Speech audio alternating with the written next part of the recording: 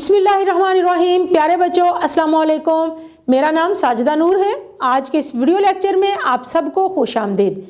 आज के इस लेक्चर में हम जमात अव्वल की किताब उर्दू के सबक नंबर 13 नेकी का इनाम की मश्क शुरू करेंगे। तो आइए चलते हैं हासिलाते तालुम की जानिब। अल्फाज, जुमलों और मुख्तसर नज़मों को दुरुस्त तलफ़्फ़ुज़ और लबो लहजे के साथ अदा कर सकें।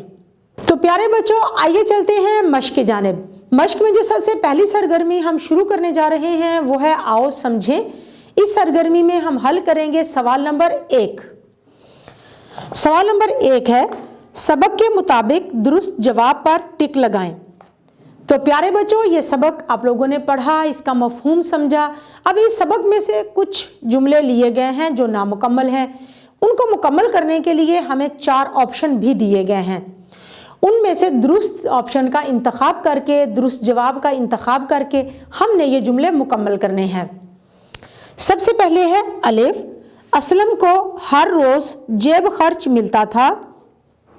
ऑप्शन है 5 रुपये, 10 रुपये, 15 रुपये, 20 रुपये।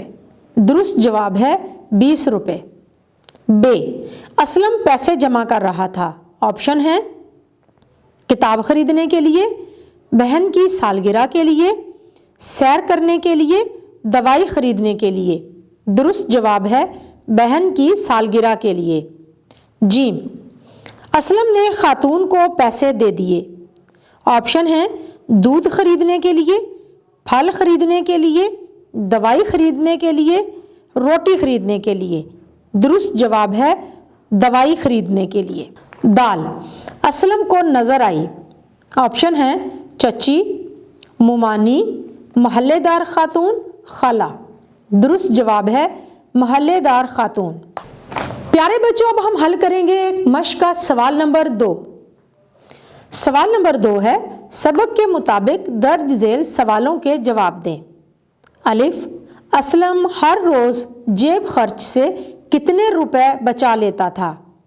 जवाब है असलम हर रोज़ जेब खर्च से 10 रुपए बचा लेता था। बे, गुड़िया खरीदने के लिए वो कहाँ गया। जवाब है वो गुड़िया खरीदने के लिए करीबी दुकान पर गया। जीम, खातून क्यों रो रही थी। जवाब है उसके पास दवाई खरीदने के पैसे कम थे। अगला सवाल है दाल, खातून ने असलम को क्यों दुआएं दी। जवाब है खातून ने असलम को दुआएं दी क्योंकि उसने खातून की मदद की थी। प्यारे बच्चों, हमारी मश्क की अगली सरगर्मी है आओ बात करें। तो आइए देखते हैं कि हमें आज किस मौजू पर बात करनी है। सवाल नंबर 3 है, दिए गए अल्फाज दुरुस्त तलफ़्फ़ुज़ और लबो लहजे के साथ जमात में बुलंद आवाज़ से बयान करें।